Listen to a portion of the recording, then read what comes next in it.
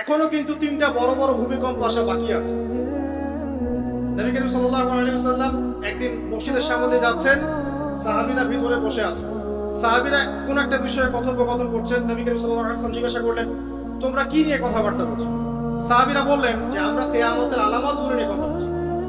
তখন নবীজি বললেন সাল্লাল্লাহু আলাইহি ওয়াসাল্লাম, 10টা আলামত আসার আগে কিয়ামত হবে না। কয়টা আলামত?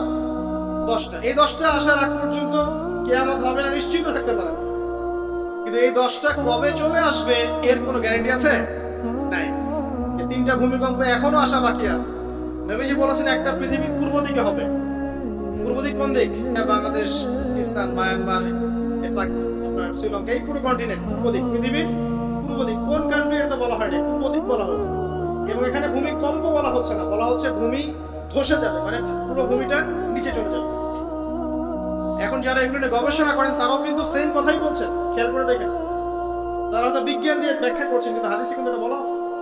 একটা হচ্ছে পৃথিবীর পশ্চিম দিকে, একটা হচ্ছে পৃথিবীর মাঝখানে। মাঝখানে কারা আছে বলেন?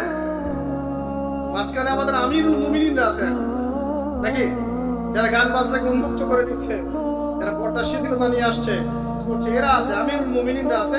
সেখানেও একটা ফিতনা অপেক্ষা করছে, অপেক্ষা করতে থাকেন। তো এই কথাটা বলতে গিয়ে